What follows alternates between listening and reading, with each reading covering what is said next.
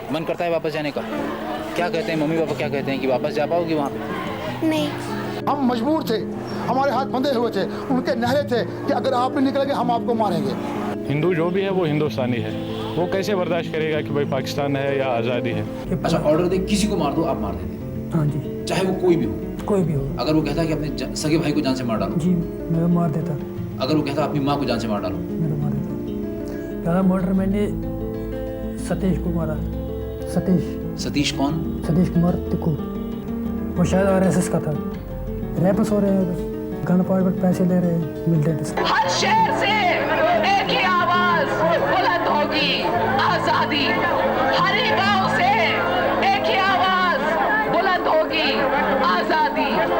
हर ही मस्जिद से एक ही आवाज बुलंद होगी, आजादी। हिंदुस्तान में हमारे लिए धर्म हमारे जीने की राह है।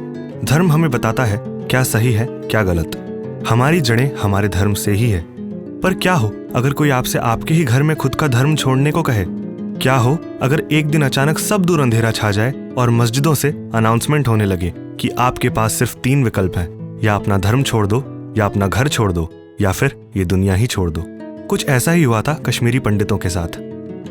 वैसे माहौल बहुत खराब हो चुका है, यहाँ पे 98% भाग गए हिंदू।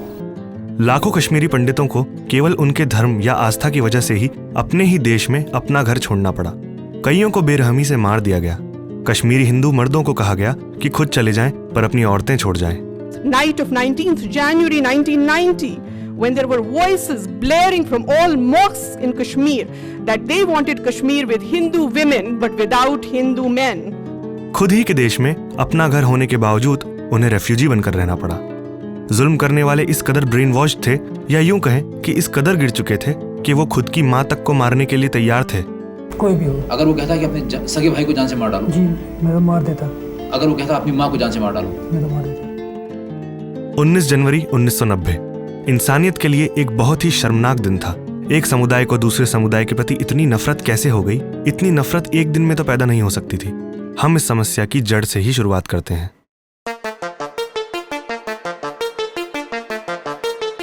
इन सब की शुरुआत हुई 15 अगस्त 1947, मतलब कि भारत की आज़ादी के साथ। जब भारत आज़ाद हुआ तब कई रियासतें भारत का हिस्सा नहीं थी, लेकिन सरदार वल्लभ भाई पटेल की स्ट्रेटेजिक पॉलिसी के तहत उन्होंने ज़्यादातर रियासतों को भारत में शामिल कर लिया। 3 ऐसी रियासतें थी जो कि एरिया वाइज बड़ी थी और आसानी से हिंदुस्तान में शामिल नहीं होना चाहती थी। वो 3 रियासतें थी जूनागढ़, हैदराबाद व जम्मू एंड कश्मीर। इवेंचुअली ये भी हिंदुस्तान का हिस्सा बनी, मगर जम्मू कश्मीर पे पाकिस्तान भी अपनी नज़र डाले बैठा था। Jammu Kashmir is located on India Pakistan border with majority of Muslim population. Kashmir के राजा एक हिंदू थे और पाकिस्तान किसी भी कीमत पर जम्मू एंड कश्मीर को पाकिस्तान में शामिल करना चाहता था। The king of Kashmir didn't want to lose his power and he was confused what he should do. Pakistan meanwhile started training the Kashmiri civilians to form an army known as Azad Kashmir Force or Kashmir Liberation Force. On 22nd October 1947, they reached Baramulla to attack Srinagar. They looted and captured the lands and they mass murdered so many people that Government of India considers this day as Black Day. According to Tariq Ali, local cinemas became rape centers, and to save Srinagar, King Hari Singh had to appeal India for help and he signed Vijay Patra on 27th October 1947. To solve the dispute, Jawaharlal Nehru talked about public voting plebiscite many times and he took Kashmir conflict to UN. This also led to a controversy. कई लोगों का मानना है अगर नेहरू यह conflict लेकर UN ना जाते और फिर सीज फायर ना होता तो कश्मीर का 1/3 हिस्सा जो कि अब पाकिस्तान के पास है वो अब भी इंडिया में होता। Why plebiscite did not happen? जब नेहरू युद्ध के दौरान यूएन के पास गए थे तब यूएन ने 3 रिजोल्यूशन दिए थे। 1 कि पाकिस्तान अपने लोगों को जम्मू एंड कश्मीर से वापस ले ले। 2 इंडिया अपनी सेना जम्मू एंड कश्मीर से कम कर दे। 3 इंडिया की गवर्नमेंट एक प्लेबिसाइट एडमिनिस्ट्रेशन बनाए प्लेबिसाइट करने के लिए। उस वक्त तो दोनों देशों ने यह रिकमेंडेशन एक्सेप्ट कर लिए थे, लेकिन प्लेबिसाइट कभी हुआ ही नहीं क्योंकि दोनों देश कभी सेम पेज पर नहीं आए और दोनों ही देशों ने कमिटमेंट पूरा न करने के लिए एक दूसरे को ब्लेम किया। स्ट्रगल्स चलती रही but the main horror started in March 1986 जब कांग्रेस ने गुलाम मोहम्मद शाह से अपना सपोर्ट वापस ले लिया और आगे के इलेक्शन के लिए जम्मू एंड कश्मीर की सबसे बड़ी पॉलिटिकल पार्टी JNKNC यानी Jammu and Kashmir national conference के साथ इलेक्शन में आई। तब दोनों ही पार्टीज को ऐसा लग रहा था कि हाथ मिलाने की वजह से उन्हीं की सरकार बनेगी। इन दोनों पार्टियों को एक होता देख कश्मीर में एक नई पार्टी बनी, MUF, यानी मुस्लिम यूनाइटेड फ्रंट के नाम से। MUF में ज्यादातर वही लोग थे जो कि सरकार से नाराज थे, and due to MUF the picture of Kashmir election was changed completely. Many people showed interest in this election and उस वक्त तकरीबन 80% लोगों ने वोटिंग की थी। लेकिन ऐसा कहते हैं कि 1987 का यह इलेक्शन पूरी तरह रिग्ड था।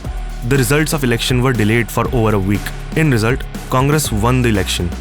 This created anger in majority of Kashmiri people and they felt like they were betrayed.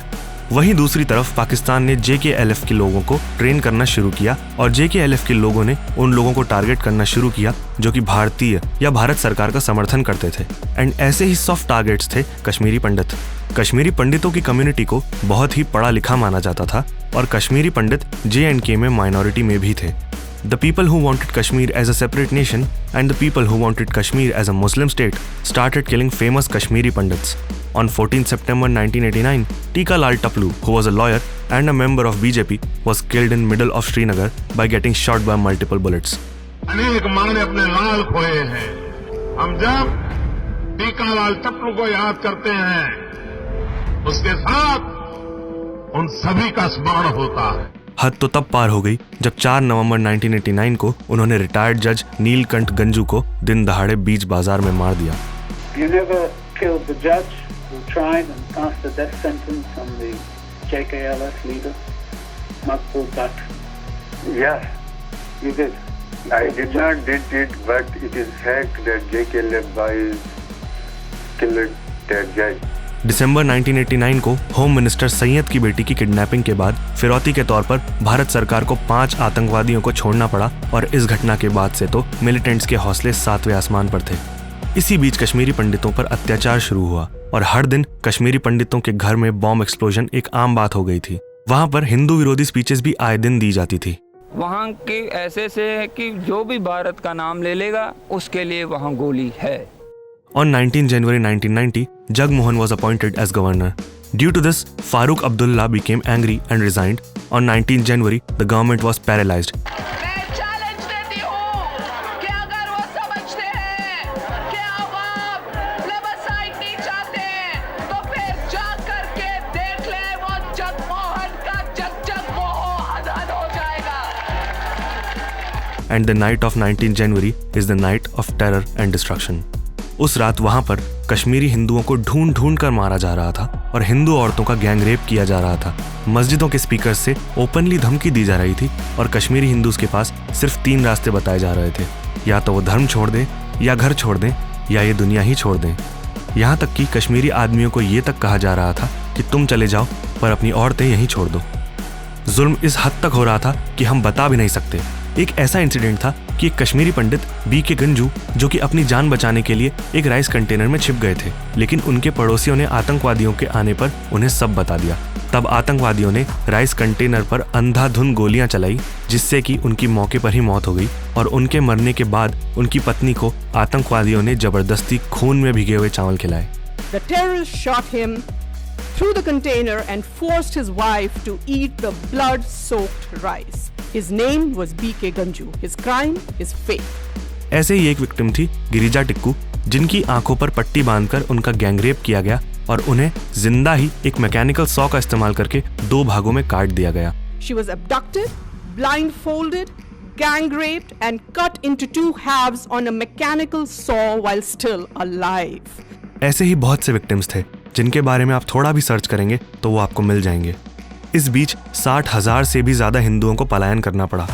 यही एक्सोडस ऑफ कश्मीरी हिंदूज या पंडित्स था, जहां आतंकवादियों ने इस कदर गिरी हुई हरकतें की थी कि लोगों के मन में दर्द के सिवा कुछ नहीं बचा था।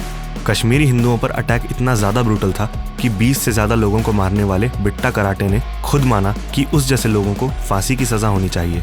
मेरे दिमाग से फांसी हो सकती है। आपको कबूल है फांसी? जी कबूल है। There were many attacks even after 1990. On 23rd March 2003, a terrorist attacked a village named Nadi Marg and 24 Hindus were killed that night cold-bloodedly. This incident is known as Nadi Marg massacre. Kashmir से पलायन के बाद कश्मीरी पंडितों को अपने ही देश में refugees की तरह रहना पड़ा। रेफ्यूजी कैंप हर परिवार को सिर्फ एक ही दिया जाता था, जिसमें बाथरूम जैसी बेसिक नीड्स भी ठीक से नहीं होती थी। इस घटना से आगे बढ़ते हुए बहुत से कश्मीरी पंडित भारत के अलग अलग शहरों में बस गए। ना जाने कितनों ने अपनी रोजी रोटी खोई, अपने सर की छत खोई, अपनों को खोया। धीरे धीरे शायद उनके जख्म तो भर गए, लेकिन उन जख्मों के कभी ना मिटने वाले निशान अभी भी उनके दिल में हैं। Thank you for watching till the end. Please subscribe to the channel and hit the bell icon.